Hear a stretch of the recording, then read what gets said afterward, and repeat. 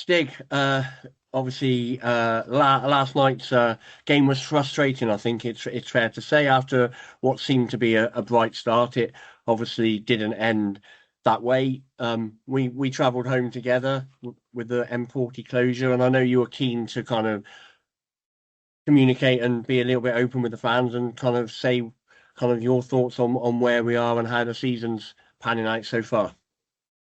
Yeah, it's not easy at the moment, that's for sure. It's very easy to perhaps come out and talk publicly when things are going okay, but you can't hide away from it when things aren't going well as you hoped. Obviously, Paul's been quite open about it. What the start of the season's been disappointing. Where we are in the league table is disappointing. We are only just under a third of the way into the season, so I don't think it's panic stations yet. But equally, I do understand why people are concerned, and I do understand why fans get frustrated. Obviously, at home, we haven't played particularly well, and that's where the vast majority of our supporters, get to see us. Whereas away from home, I think generally the performances have been pretty good. The last four, I mean, we played well at Leamington and won. We were desperately unlucky to not get anything at South Shields. It felt like a travesty that we lost at Fylde, and then obviously last night, I think for 40 minutes, we were the better side comfortably, and we seem to be in that perfect storm of a situation where we're missing chances at one end and then giving up opportunities at the other end, which other opposition teams are taking, and actually that's always going to cause you a problem. So, yeah, I put a message on X last night because I feel after games I have to say something. Sometimes it's very hard to know what to say, particularly if a result hasn't gone our way. But I felt I had to say something, um, and we're all disappointed. No one is happy. No one is happy with where we are. We didn't expect to sort of be down in the lower echelons of the table at this stage. We were realistic about where we were going to be, and we also didn't expect to be 10 points clear at the top. But equally, we're not happy with where we are. No one's more unhappy than our manager, I'm sure. And from speaking to him, I know how frustrated he is and how irritated he is, and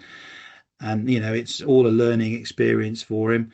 I just think personal view, and I have to speak personally. Obviously, I'm always in touch with the rest of the board, and we've been in conversation today, and we talk at the game yesterday, and most days we're having conversations about the game, good or bad.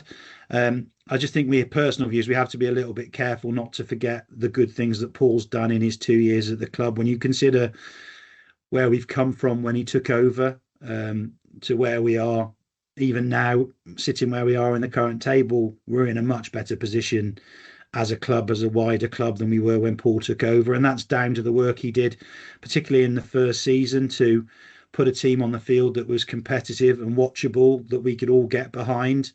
And his work went a long way, and has gone a long way to sort of stabilising the club financially. And while I understand the current frustration, and I really do understand the current frustration, I do think we have to be a little bit careful about overreacting too quickly. And I do think Paul has earned the right to try and move us forward and try and bring the positive times back. He's had challenges in both his 2 seasons in charge. We early in his first season, we had some difficult times. Particularly, I never forget the game away at Tamworth and the feeling after that game. And like, even in the season just gone, we went through January, and I think we can't exactly remember the stats because it all becomes a bit of a blur. But we had a pretty poor run in January 2025 and came out the other side of that. So I do think we have to put our faith in the manager as much as we can, get behind him, get behind the players, and hopefully then the corner will be turned and we'll begin to move forward.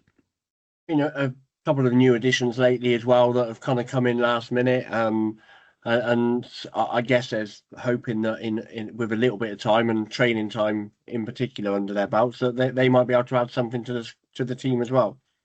Yeah, absolutely right. Paul's been looking, unfailingly for the last 2, 3, 4 weeks to try and add to his squad. It just hasn't been an easy market to do it. People, all sorts of clubs have been struggling to add to their squads, and the problem is most clubs are looking for key areas of the team, be that creativity really and stardust. So we've been trying to find that, and obviously we brought in Callum this week, and I thought he had a decent debut last night, and we've got Harley who was on the bench last night. So there are, Paul is trying to freshen things up. He is trying to change things a little bit, and hopefully it will come to fruition. And it's a big game on Saturday against Southport. There's no getting away from that.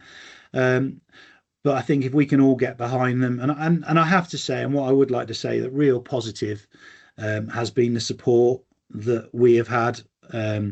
The home gate, the attendances at home have stood up brilliantly when you consider it hasn't been, the greatest start to the season. For us to, still be averaging, between 2,500 and 2,600 is outstanding, really. And I couldn't be more grateful to the supporters for the support they're offering. And like I said, I completely understand the frustration being felt. But, in the games themselves, in the main, the supporters remain right behind the players. And it's important that we all do that, because it's never helpful if people are getting at players at any time in during games. So I'm really grateful for that. And again, last night it was a miserable night weather-wise. Last night the weather was horrendous on the motorway driving there and home last night, and the numbers that were there as supporters at Oxford were fantastic once again. And I just, it is important to talk about that positive, because supporters have been absolutely fantastic, and I'm sure they will continue to be so. And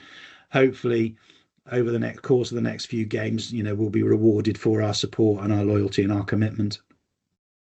Well, obviously Southport on Saturday, as you mentioned, a big game, and hopefully that we can get back to winning ways with that with a win against Southport. Yeah, absolutely right.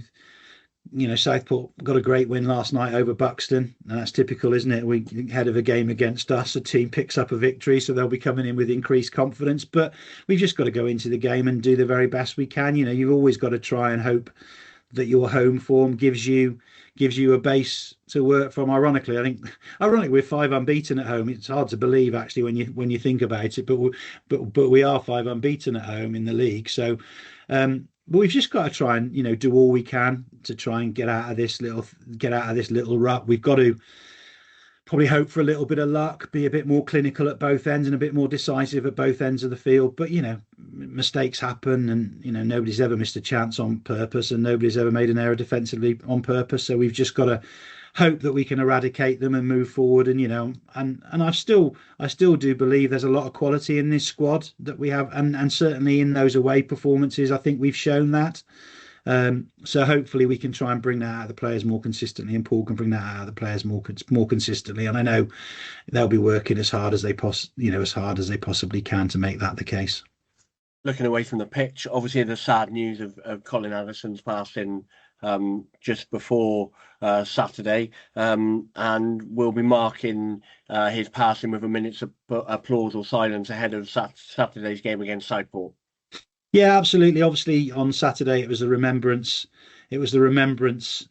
Day fixture, which I think will be remembered in some quarters for not an ideal scenario pre-match, with a whistle being blown a little bit before it should have done. So that was a shame. The problem with a whistle is I don't think you can unblow it, can you? Once you've blown it, you've blown it. So that was a shame. But again, it was still a moving a scene before the match and everything. And obviously upstairs we had a hospitality lunch to pay tribute to Pete Isaac, who's been a fantastic stalwart for the club of Hereford United over many, many years.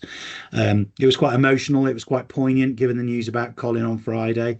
But that was a really, really lovely event, and appreciated by everybody who was there. And I think everybody was able to just show the warmth and affection they hold for Pete. That was fantastic. We obviously did the minute's applause in the 6th minute for Colin on Saturday as our initial tribute. But this Saturday we'll obviously do something more specific to Colin pre-match, whether that's a silence or a minute's applause. We haven't quite decided that, but we will definitely be doing something for Colin this Saturday. And then looking ahead, I think we'll be linking in with the family and making an approach to the family that further down the line we look at having a match that we actually pay tribute to Colin and dedicate a match to Colin, and potentially invite family and friends and former players to the game to really pay tribute to the massive impact that he had for Hereford United in football and football in Hereford generally. I was kind of blown away by the number of tributes from so many different clubs that there were to Colin after the sad news on Friday, and it just showed the esteem in which he he is held, or he was held, in the entire football world. So, our thoughts and the thoughts of everyone associated with football in Hereford, I'm sure, remain with Gene and everybody else in the wider family. And we're sending them lots and lots of love, and hopefully again on Saturday we can pay a fitting tribute to to a man who, overused word, as I said in one of my comments, but it's definitely legend couldn't be any more fitting than it is for Colin. And we got the book of condolence open as well in reception, and there's some lovely notes in there from supporters, but also some past players as well. Tommy Hughes being one of them, who thanks Colin for bringing him to Hereford, and that he's had a wonderful life in Hereford ever since. So there's a big impact that Colin's had, not only on people's football careers but also their lives as well. Yeah, it was lovely that we had that book of condolence on Saturday, so we could get people who were at the tribute lunch to sign it, particularly those directly connected to Colin. So that was really lovely as well. So yeah, if it's open, I think it's going to be in the foyer again on Friday, isn't it? And Yeah, then on Saturday game, and maybe next week, depending on how long we've got to put it out and ever to get it sorted and everything. But yeah, no, if you want to come in and pay tribute to Colin in that book and condolence, please do so. The more, I think, the more words that can be offered and expressed to show how special Colin is to people, I think it will be, a great comfort to the family. lovely. Well, that's it, I think. We would have spoken about the under-18s, but their game's been called off this evening, so Yes. not much to say about that. No, absolutely right. Yeah, I think the weather's been has been testing lots of grounds people across the country, Yeah, hasn't it? I think from what I I can think so. deduce, it looked a lot easier to manage a 4G pitch in the rain last night than it is in a proper grass pitch. But you wouldn't swap it for the world, would you? In fairness, but yeah, no, Jay, thanks for that. No I problem. know that my words probably, aren't going to satisfy everybody, aren't going to make everybody happy. It's impossible probably to say anything that is, but I just hope that by coming out and acknowledging that we understand the frustration being felt, at least, shows to people that we are thinking about things, we are on top of things. But I do believe that we got to put some faith in Paul, because he's earned the right over the past couple of seasons to have that trust and that faith put in him.